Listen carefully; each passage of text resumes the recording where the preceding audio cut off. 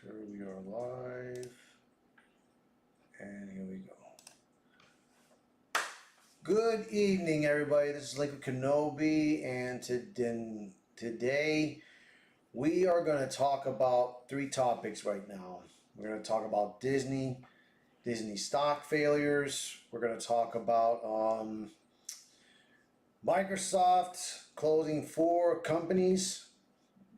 You know, after they bought them. And then we're going to be talking about what's going on with Helldivers. Alright, so first off, I will say, this has been really hectic right now, what has been going on with entertainment and with gaming, and it's just, it is what it is, bro. So, alright, let's get started, shall we? So, let me get myself in the normal. Alright. And let me get back here. Alright. First topic we're going to talk. Microsoft is closing multiple studios, including Hi-Fi Rush developer Tango Gameworks and Redfall creator Arcane Austin. And I forgot, and they did say something, and I did hear about Bethesda too, man. So let's read about it.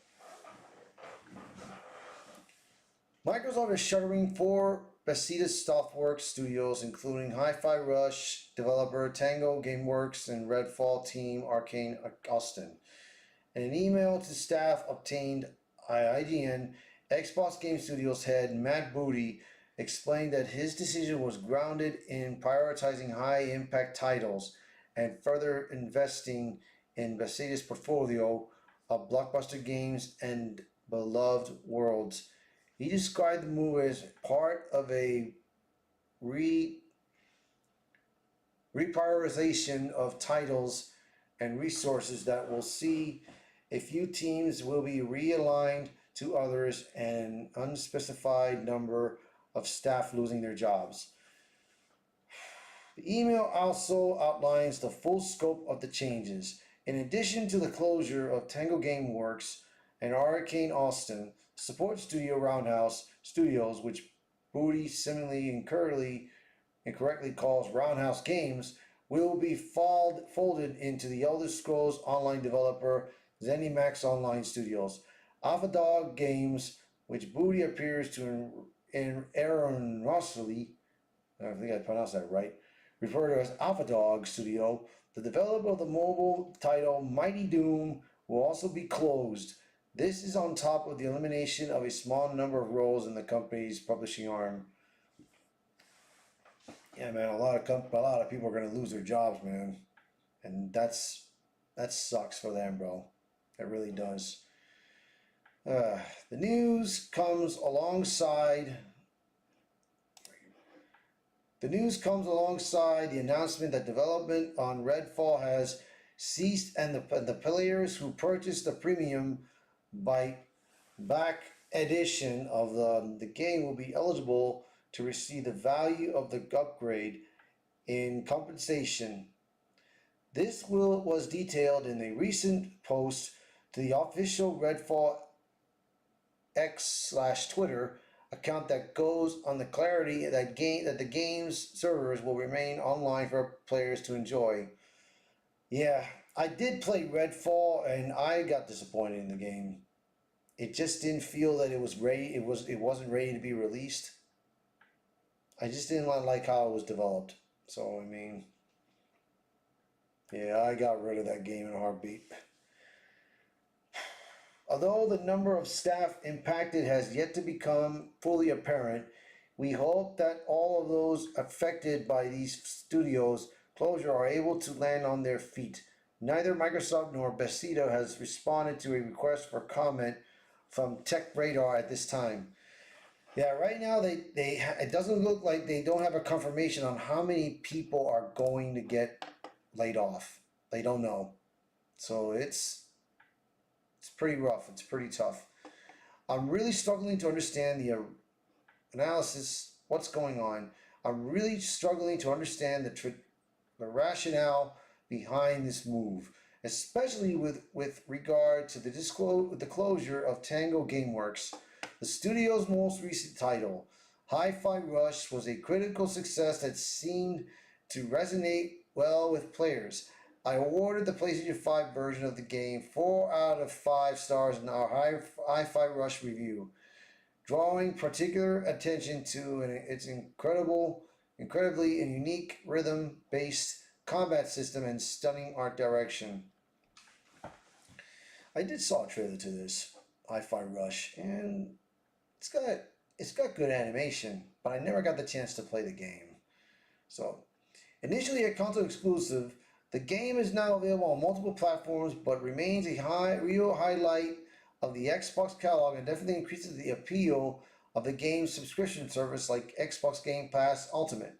The studio's older titles like Ghostwire, Tokyo, and The Evil Within 2 may not have made quite as much of a splash when they launched, but nevertheless stand out as a high quality experience that paint a picture of a team brimming with potential. The closure of Arcane Austin could be seen to make a little more sense given the overwhelmingly negative critical reception of its recent multiplayer vampire first person shooter. Redfall, though, it still seems to like an incredibly short-sighted decision. The studio's previous project, the sci-fi horror game Prey, is something of a hidden gem and shows the team's capacity for serious innovation. I'm left concerned about the overall trajectory of the Xbox brand and the leadership culture in Microsoft. Culture at Microsoft.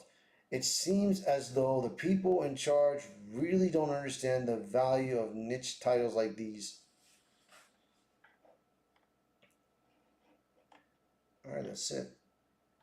Yeah, man. I mean, with everything around the country that's been happening right now, excuse me a minute.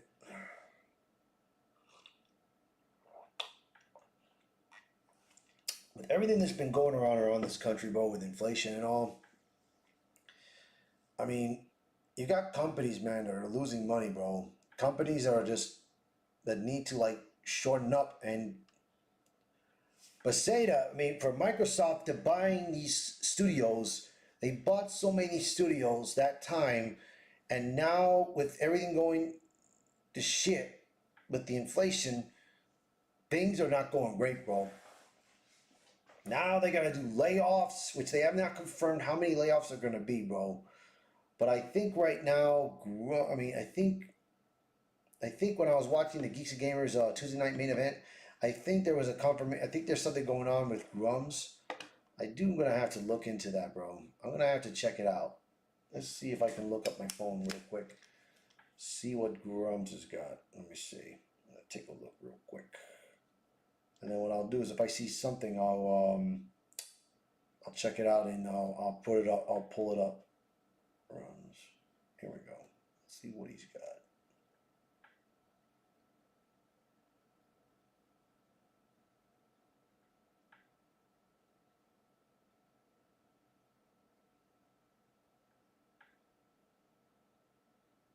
This is what time?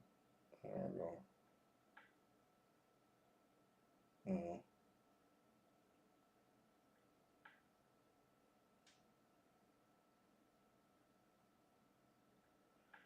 Okay, here we go.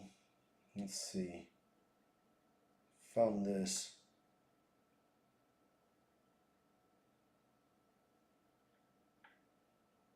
Okay, that's what he was talking about. Kotaku. Let me see if I can look it up. All right, I'm gonna go real quick to look this up, and then we'll talk, and then we'll try to talk about the Helldivers thing. So let me try to look this up real quick, guys. Give me a minute. Let's see if I can look it up.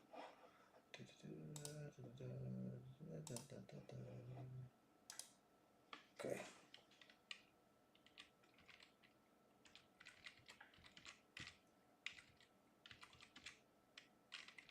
How do you spell it?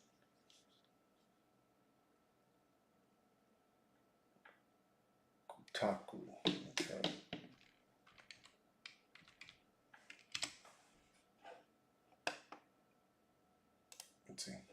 Here we go.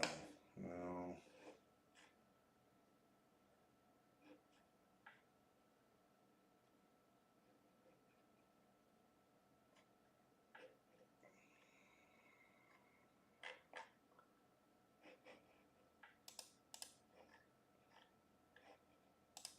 please.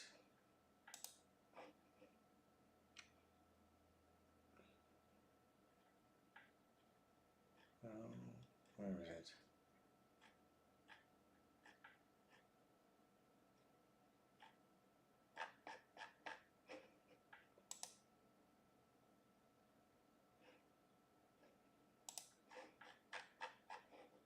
Yeah, I'm trying to find it, guys. I'm trying to find it. I'm trying to find it. I'll try to find it real quick. There it is. Here we go. Found it. All right, let me see if I can pull this up and let me see where we are at this.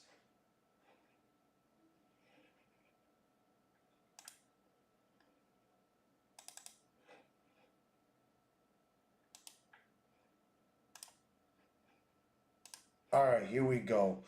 Found it right here, guys. Stellar Blade's Eve is hottest when she's not revealing everything. All right, this just happened recently, bro. This just was recent, and I'm gonna shout out to Grums, man. By the way, Grums, shouting out to you, bro. Okay, let's see what we've got here. All right, all right. There's not much, but I'm gonna read it anyways. All right, here we go. I'm having a great time with Stellar Blade, the new character action game from developer Shift Up that launched as a PlayStation 5 exclusive on April 26th. As I embark on second playthrough thanks to New Game Plus, I fall ever more in love with the combat, the story, and the world. I'm also finding more and more outfits for our heroine Eve, which is great because many of them are cute and stylish enough to get posted in a fashion-focused Instagram account. There are a lot of outfits in this game, over 70 of them in fact, and while many of them are hot, some of the sexiest ones are actually the least revealing. It's no secret that the game has been a hot topic of discussion online lately, with something of a firestorm raging over Eve, a soldier who slays heals while slaying aliens. Some folks have been freaking out over how they feel certain outfits were censored, creating petitions to free Stellar Blade. From the censorship gods and the prudes, it's a take to be sure, especially considering how the hot Eve and her outfits already are. I mean, there's one that essentially leaves her naked. So anyone hoping to see plenty of skin in this game can easily just do just that. However, I argue that Eve is often at her hottest when she's wearing more clothes, not because I'm so Puritan who hates sex and nakedness, but because attraction and sex aren't always simply about the naked body. Instead, what makes Eve sexy is sometimes as much in what her clothes cover up as in what they expose.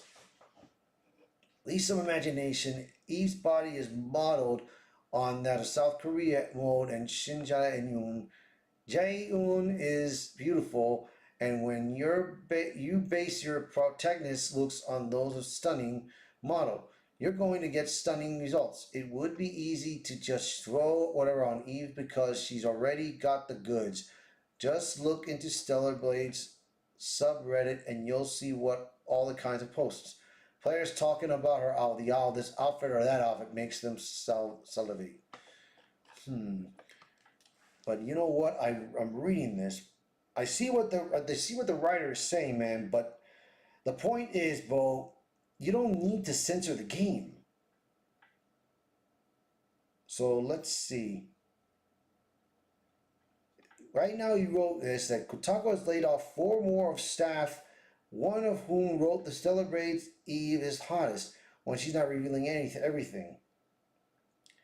I guess. I'm guessing that this company, Kotaku, got very upset because right now I just read from Grums right now that four employees got laid off, especially the Lee Winslow who did this article. Yeah, things are getting tight, man, right now. Things are getting pretty tight with this. And it's pretty funny, bro. It's just funny what's going on. All right, let's get the next topic at hand here. All right.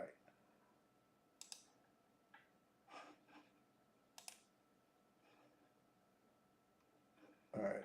Let's get that next topic. All right.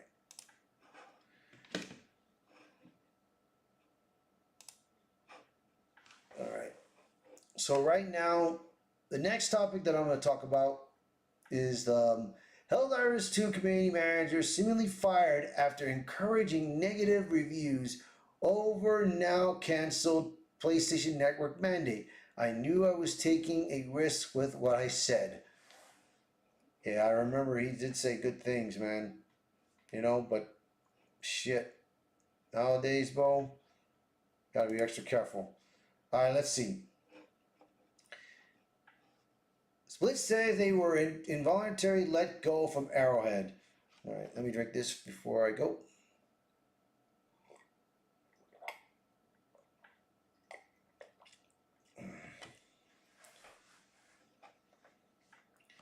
Helldivers community manager claims they have been fired after encouraging negative stream reviews in response to Sony's newly rescinded decision to mandate PlayStation Network account linking. After it was announced last week that Helldivers 2 players on PC would be forced to link their PlayStation accounts to continue playing the game, an absolute tsunami of backlash hit both Sony and Arrowhead as the din of protests continued to swell. Community managers Spitz began to actively encourage players to make their voices heard, as it would give Arrowhead more pull in discussion with Sony to have the decision reversed. Well, wow. Arrowhead and Sony did not like that at all. They did not like reversing the decision. That's why it happened. Wow, that's heartbreaking, bro, and that's funny. Okay, so more than 200,000 negative reviews were posted to Helldivers 2's Steam page shortly after Sony announced the change, and ultimately the decision was reversed, but not without a key casualty.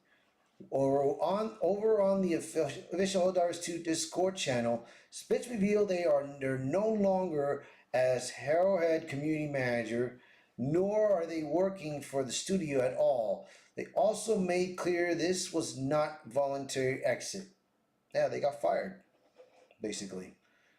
Generally, it is not a good idea to tell people to refund and leave negative reviews when you're a community manager. Till Spitz said, I appreciate all the support, and I appreciate even more that everyone can play the game without restrictions. I knew I was taking a risk what I said about refunding and changing reviews. I stand by it. It was my job to represent the community. That's what I did. Yeah, of course. You did your job. It's just that, see, these companies have to understand, dude. If you would have posted this, if they would have decided to do it, if they could have told gamers about this months prior, before the games, before Helldivers was coming out. You could have just said, hey, listen, we're gonna need you to do this and that and everything. And then it's up to people if they don't want to get this game or not. But remember, you guys released it for a reason. You guys released it for a reason because you wanted to make money. So guys, just, should have let it been done like that. So they added, I wanted to work for Arrowhead because they're my all-time favorite studio. I got that chance. I'm thankful for that opportunity. I'd happily continue working for them if I had the choice, but that isn't up to me or anyone else in here. I can walk away happy, and I don't want anyone causing trouble on my behalf, especially not to the people I still have a lot of care and respect for. Without knowing the full situation, I've reached out to Arrowhead for comment.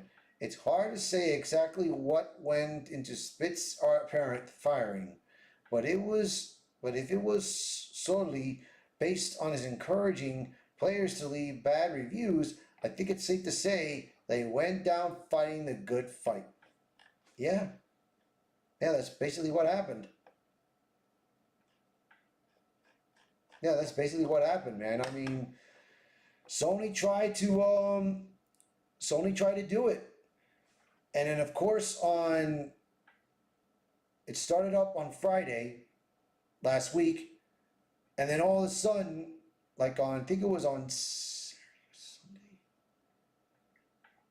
I think it was on Sunday that Steam pulled the plug on 175 countries that they are no longer to play this game because they didn't have a PlayStation Network account. And now Monday they turn it around. So that's something that, yeah, that's deep.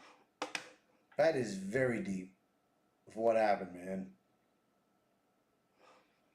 So here we go. Oh, I got nobody yet. It's okay. Doing my part. All right. Let me see. Where was I?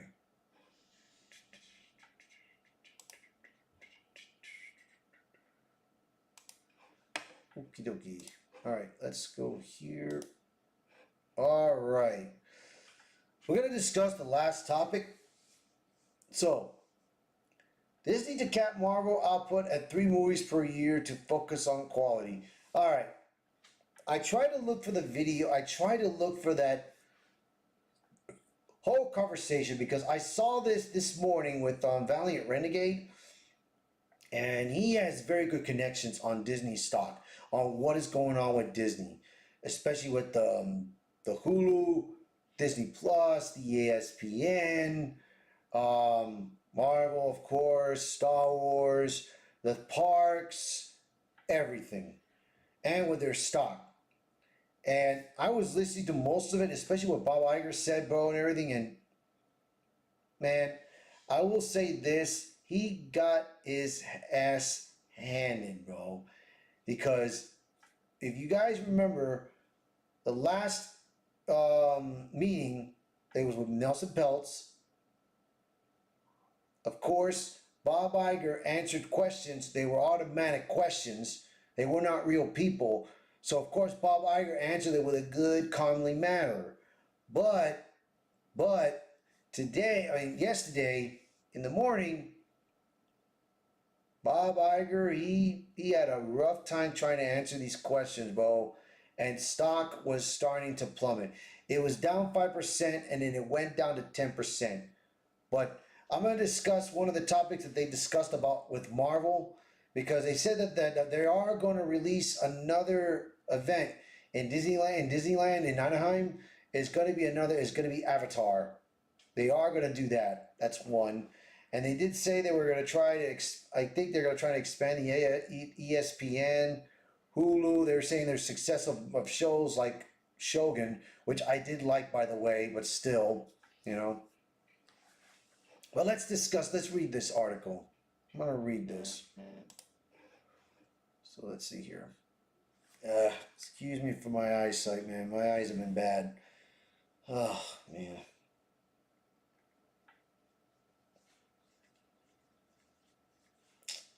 As you can see, I'm a little tired. I don't know how these guys do it, bro. I don't know how they do it. But hey, I'm learning.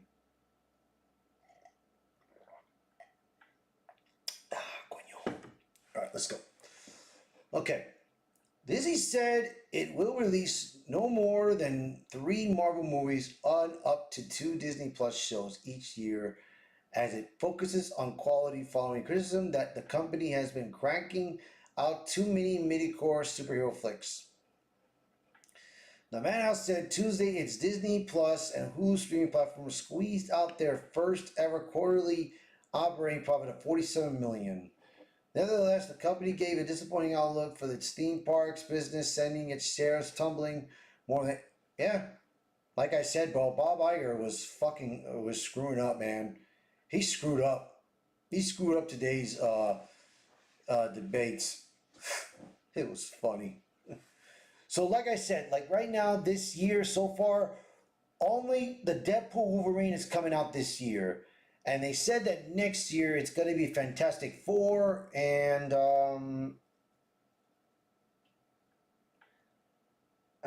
what else they're trying to release in Marvel next year?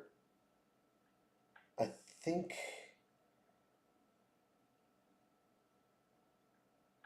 I can't get that in my head, bro. There was one.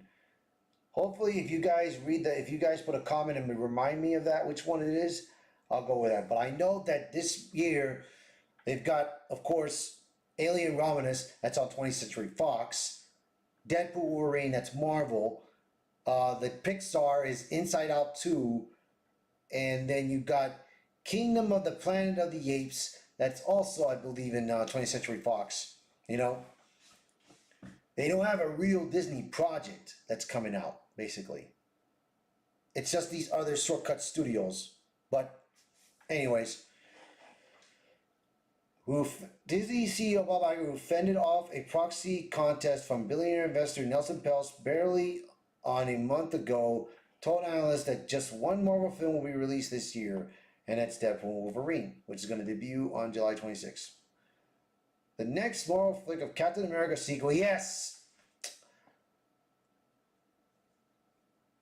Captain America, The Brave New World is coming out, they said next year. Could be, yeah, they said that probably that one, it's going to be that one, Captain America and The Brave New World, and Fantastic Four. That's what they said. The next Marvel flick of Captain America and sequel won't be released until February 2025. Iger said the Marvel movie Thunderbolts, which is focused on Captain America's sidekick Bucky Barnes, is scheduled for May 25th, 2025. The media giant will also produce Marvel films and shows on Disney Plus, including content related to Black Panther and Spider-Man. No release dates have been made public yet. I've been working hard with the studio to reduce output and focus more on quality. Iger said on the call, that's particularly true with Marvel. Some of what is coming on as a vestige of basically a desire in the past to increase volume. We're slowly going to decrease volume and go to probably about 2 TV series a year instead of what had become 4, and reduce our film output from maybe 4 a year or 2 to the maximum 3. We're working hard on what that path is. Disney reported a 1.4 increase in the first quarter revenue to $222.8 billion. Excluding items, earnings per share tolerated $1.21 from 93 cents a year ago. Wall Street expected revenue of $20.53 billion and EPS at $1.02. The company's streaming operation, which includes Disney Plus, ESPN, and Hulu, inched closer to the goal of profitability. The unit posted an $18 million loss, weighed down by $65 million loss from ESPN Plus. On the positive side, Disney noticed that Disney Plus and Hulu turned into a combined operating income of $47 million. The company now expects the unit to be profitable by its fiscal fourth quarter ending September 30th. But Disney also warned it expects flat operating profits in the current quarter for its experience segment, which mainly consists of theme parks. Wall Street had expected a 12% increase.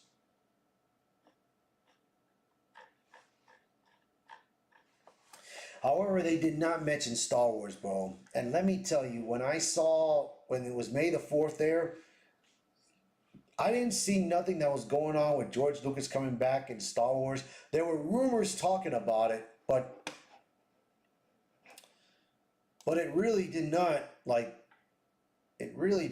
really talk about what was going on in particular of this. Let me encourage myself right now.